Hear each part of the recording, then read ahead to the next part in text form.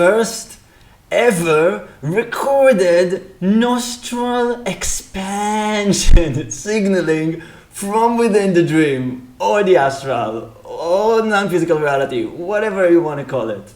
Let's call it the dream this time because it has been scientifically proven, which kind of makes all the others valid as well.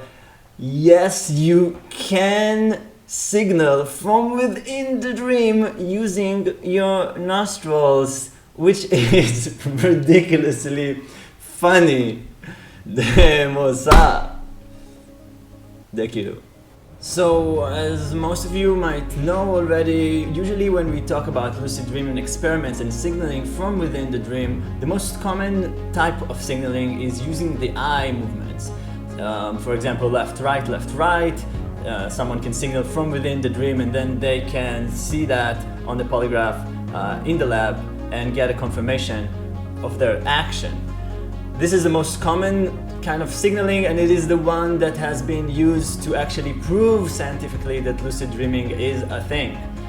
There are other types of signaling that I think they're less common. If I remember correctly, there is the clenching of the fists and taking note of the muscle tone, and there is also facial expressions that can somewhat use for signaling, but really it is the eye movement that is most common. Now, how did I get to this point of discovering the nostril signaling? Man, it's so funny. So the way I got around to find that out was that in the last few years I have been really practicing and kind of perfecting this skill of making a transition, a conscious transition into the dream.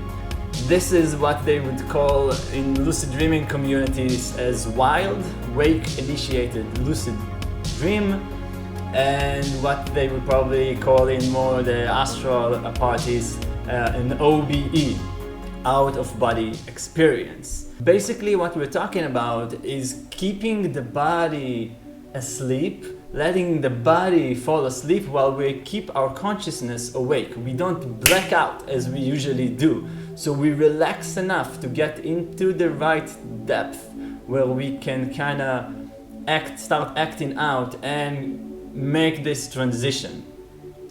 So when we do this, there are so many different experiences that can happen on the way and different ways to actually make this transition, make this crossing over. So it can be this experience of leaving the body, what they call as an OBE kinda, I guess, and there's also it can also be that experience of just the scene starting to build up around you and you just find yourself in the dream conscious because you have never really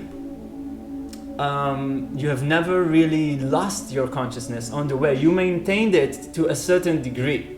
So this is something that I have been practicing a lot during the last years, and I really got to a very stable place with it that I can have a very good statistic in successfully making this transition. I'm not successful at it every time that I do it, but most of the time when I lie down and I make this transition, it will be successful. What happens next, whether when I'm in the dream, how is the stability and the lucidity in the dream, that's something else. But making that transition, getting to that point and then crossing over is something that I got really good at. Now, there was another experience that started happening, reappearing actually, while I was getting more and more of this transition experiences, which is I started getting this very strong, intense sensation, energetical sensation in my stomach while I got to that point where you need to kind of start using your imagination or starting to leave the body or having, usually it was leaving the body, but not when the dream was building up around you. That feeling was extremely intense, and every time that I would try to get out of the body, it would really have this like pulling sensation that I would have to handle in order to kind of actually cross over and leave the body. I mentioned before this was something that has started to reappear, because actually even before I was like putting a lot of my attention in doing this practice and knowing how to make the transition more naturally, then it did reappear in other lucid dreaming experiences. I actually had this one lucid dream where in the dream I acted to kind of see what this is all about, and someone came to help me and we kind of lost each other. But anyways, the more this started happening, the more I had control over making this transition consciously, then I became really interested in knowing if someone would see me from the side while I'm making the transition, would they actually see my physical body react the same way that I feel at that time? Because when we are at that spot that we can leave the body or make that crossover,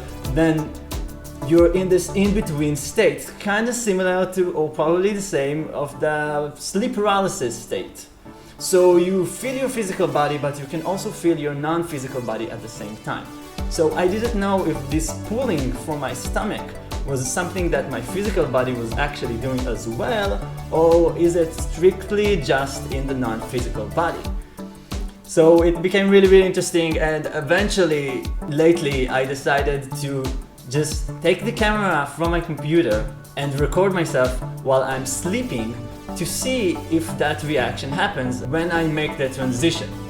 Now, it doesn't happen every time that I make this transition, but sometimes it does. So I got a really long USB cable to take the camera from this computer here and attach it above my bed using a string, basically turning my bedroom to a small laboratory.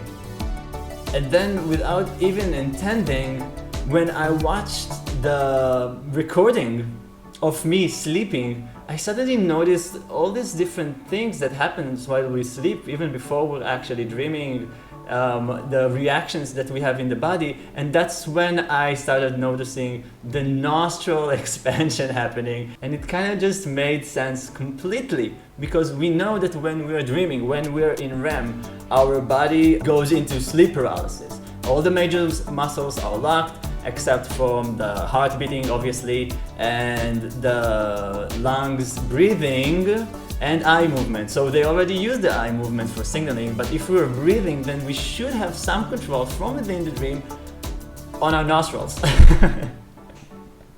That's when I actually started paying more attention to the nostrils and seeing how I can use them for signaling from within the dream. Was it even possible? So,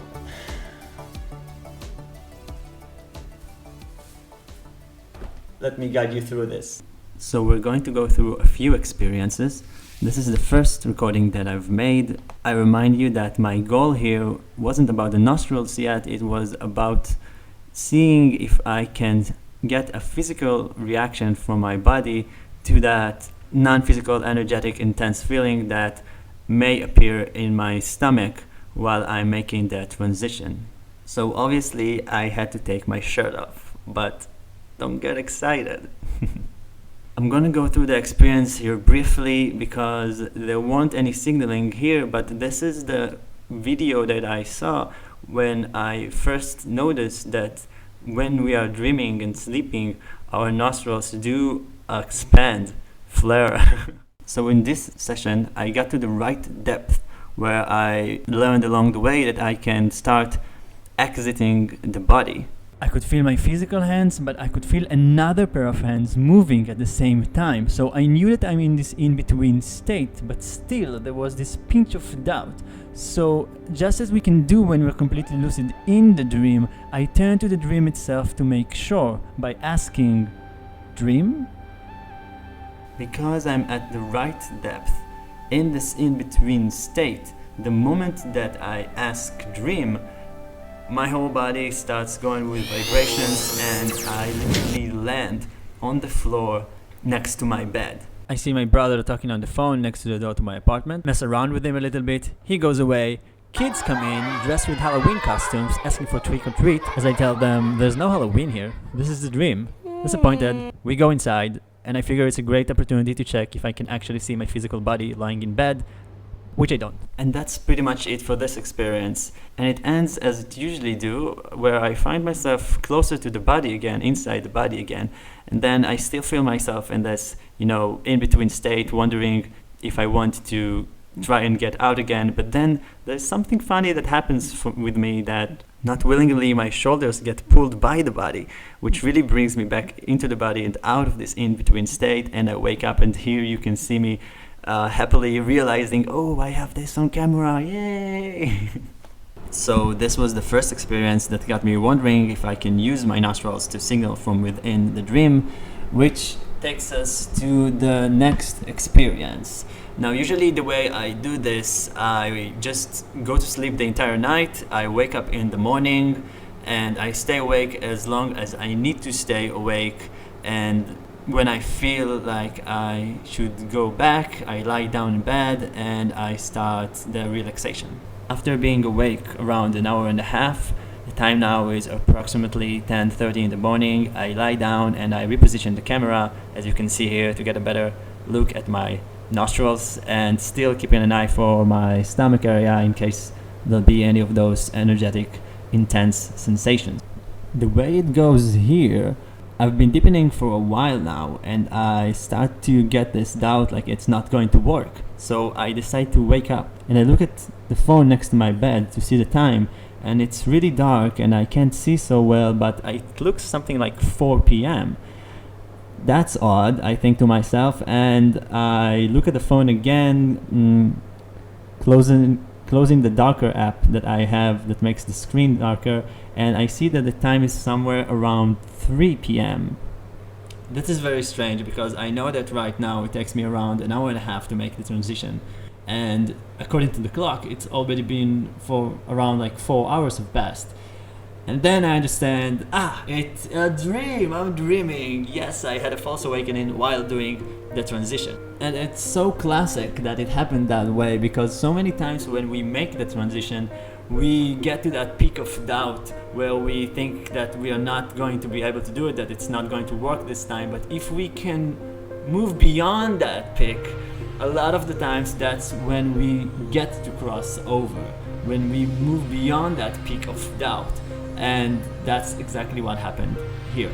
I get up with my non-physical body, I walk around the apartment a little bit, I even do the Stephen LaBerge spin thingy, but it's all very foggy. All these experiences are very, very foggy, and the next thing I find myself is back in the body, in this in-between state, feeling those very strong, intense, energetic sensations from my stomach.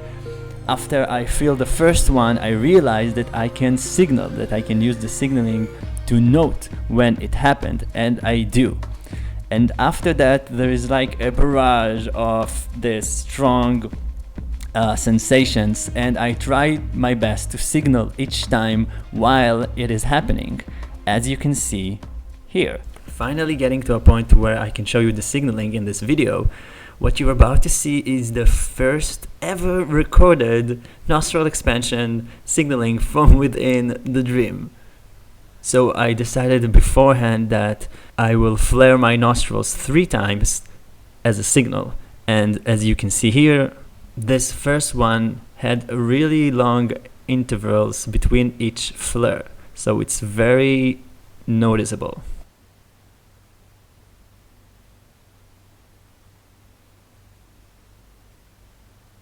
Amazing. And then if we move forward almost 2 minutes, we can clearly see the signaling from that barrage of intense energetic feelings in the stomach. So the next one is done beautifully here.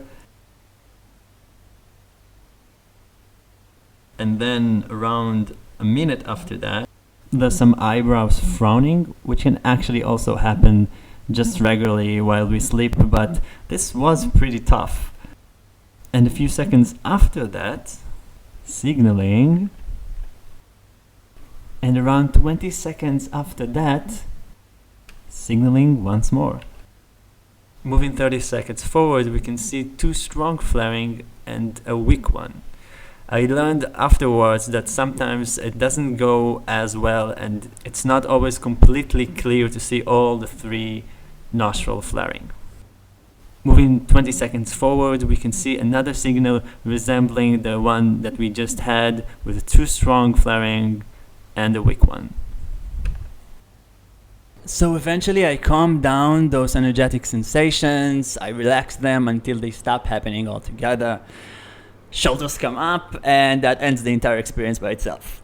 And you know, that's really funny because when you look at the video, I look so calm, you know, the body looks so calm, but actually there's this barrage of close to painful, intense sensations going one after another. And I guess from just watching the video, we can learn that there isn't really any physical reaction from the body that we can at least note through the camera.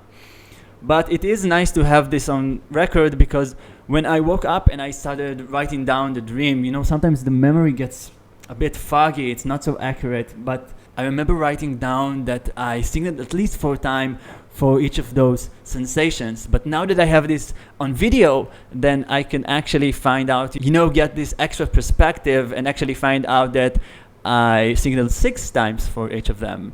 So that's nice by itself. And also I want to go back a little bit about that moment when my eyes opened up a little bit, and my mouth also.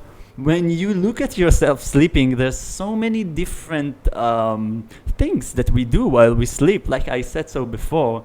And I want to point out that in each of these videos, I watch the entire length. So like each of them is minimum 1 hour. I watch the entire length to make sure that my nostrils don't like accidentally randomly flare 2 or 3 times in a row, and that never happens, just to make sure that it's really me willingly moving them, and it's not something that happens naturally while we sleep. But there's so many different things that happen, you know, like facial reactions that we just do a little bit. And I think, like, no, I'm developing this fetish maybe to watch myself and maybe other people sleeping. But yes, we do sometimes naturally, while sleeping, open our eyes a little bit unconsciously, close them, move our lips a little bit, frown. That does happen. It's kind of like watching National Geographic, isn't it? Observe for the first time as the mammal learns how to expand his nostrils while dreaming. Flow, flow, flow. Science fiction comedy. But basically here you have it, right? Good new fashioned nostril expansion signaling while lucid from within the dream. But still, there's some doubt. It's not satisfying enough, right? There's 2 points that we have to address. The first one is that we have this on camera, but I don't have the right equipment to actually prove to you that I was on REM, you know, taking note of my brainwaves. Alright, we can put that aside for a second. And the second point being that maybe you can think, maybe just because I was in this in-between state, close to the body, then only because it wasn't fully in the dream that I was able to expand my nostrils and control them in that way. For that, we move to the next experience. This final experience starts out as I lie down in bed to make the transition, and I just completely fall asleep without sustaining any awareness. I wake up at some point and I notice this, and I also gotta pee. So I wake up and I do that. I go to the computer, I delete the recording that has been going on so far, and I make a new recording. I lie back to make the transition.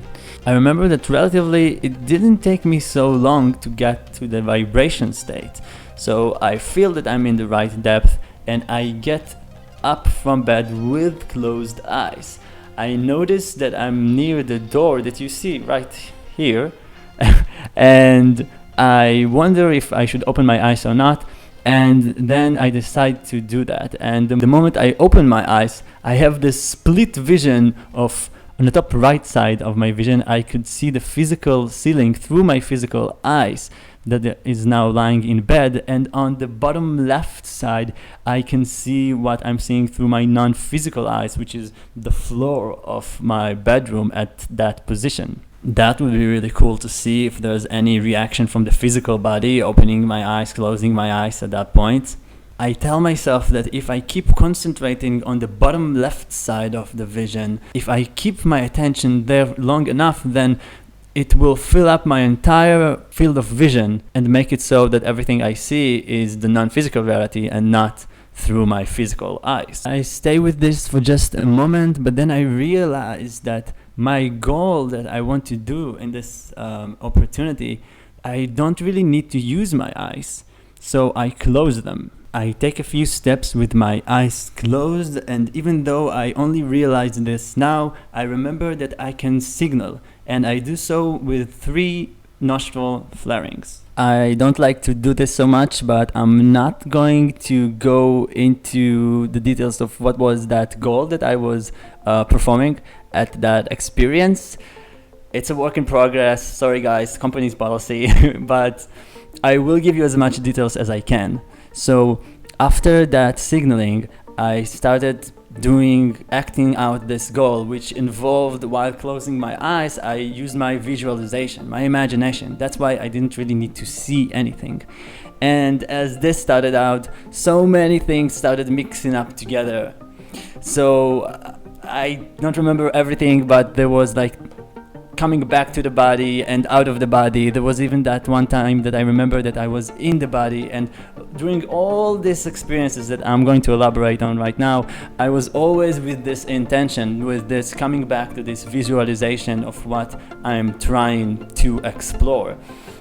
So there was this one time when I was in body, for example, and then I did something very cool that I've never done before.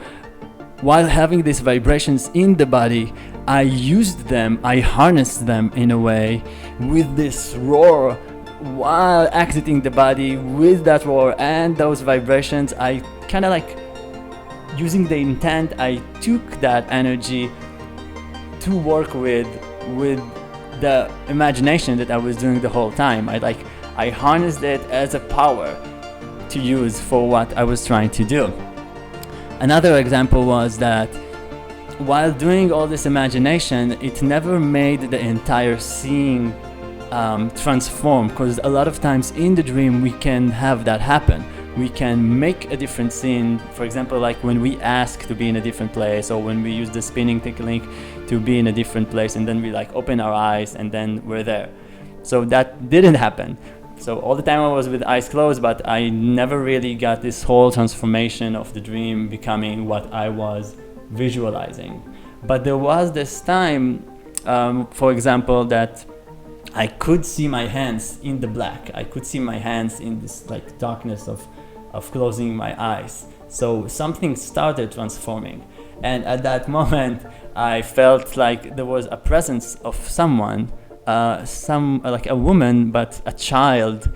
And it was just known that this presence is around. And what it did, while me doing the imagination, using my hands for that girl took this like plastic thing and started putting it on my hand. And my first reaction was like, you know, when someone is annoying you because you're doing something in the dream, and it's like, oh, they're annoying me, and you want to push them away or something like that, because we're just having this thinking, this like straight thinking that things should go that specific way. But in reality, I learned that there's so many different creative ways that the dream can offer assistance for our stability in the dream while doing these things. So I just changed my reaction to it, and I let her put this plastic thingy on my hand, and I just put my attention towards it for a little bit, and then I continued with my goal. At a certain point, before this next experience, I signaled again, flaring my nostrils 3 times. And then what happened was I found myself here,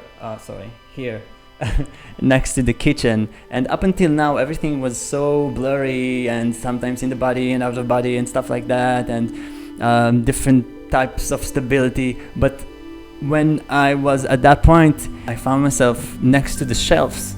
And I noticed that my vision is really good, that I have at that moment a good level of stability.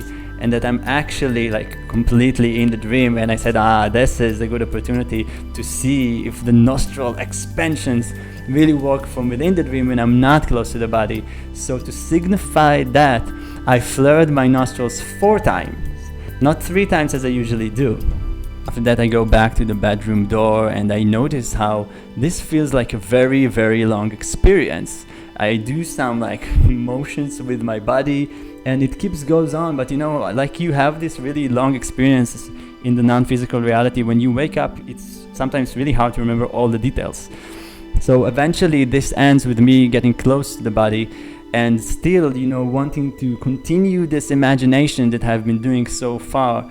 And I don't address being next to the body in a negative way. I see it as a Kalpavriksha. Kalpavriksha is this yogic term of like a wishing tree, this state of being that you can create, which is something that we do, something that we know from dreaming or in non-physical reality, that we can really project our state of being, our internal state. So I keep just being close to the body in bed, using my imagination as I've been doing this whole experience, and eventually shoulders come up and I wake up.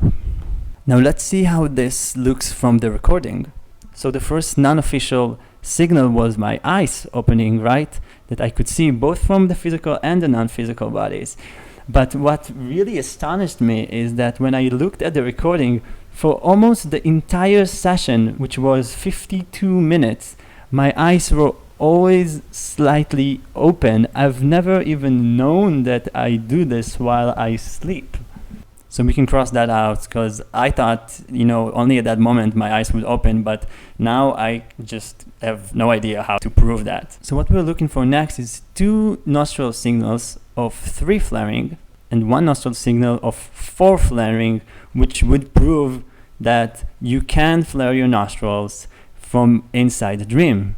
And check this out. If we move the time around 18 minutes into the dreaming, we get the first signal. So it was 2 strong flaring and a weak one. Now check it out. Do you remember what I said? That when I got back to bed, I felt like the transition was happening pretty quickly. And it was 18 minutes after I came back. That for me, it counts as pretty quickly. We move 4 minutes forwards and we get 1 strong, 1 weak, 1 strong flaring. And just as I remembered my experience, just a few seconds afterwards was the time that I stood in front of the shelves in non-physical reality and made the 4 flarings. Now check out the time. This is happening 20 minutes into the experience, and right after that was when I took a few steps, and then I realized that this experience feels really long, but notice how long it actually was. There's still 30 more minutes until I completely wake up. So this means that the entire experience was roughly around 36 minutes, relying on that first nostril signaling. This is amazing. I geek out about this because it actually means that we can use nostril expansion signaling from the dream. We can definitely rule out that first problem. Guys, if you're interested in this, take up your cameras. You don't need much. It doesn't have to be the best quality. You might need to buy a long cable, but other than that, start experimenting. My name is Ohad Habshush from Beyond Lucidity, and you're watching the first ever recorded nostril expansion signaling from the dream. Now I remember, yes, I know there's still that other problem, but don't worry guys, just give me time. I think I know what to do about that. Thank you everyone for watching. As always, don't just believe what I say, try it out for yourself to find out. It will be great to hear what you think about all this, so for any of those thoughts, questions, ideas, do leave them in the comments below. Like, subscribe, ring that bell and all that jazz, and this is what's called a shoulder ending.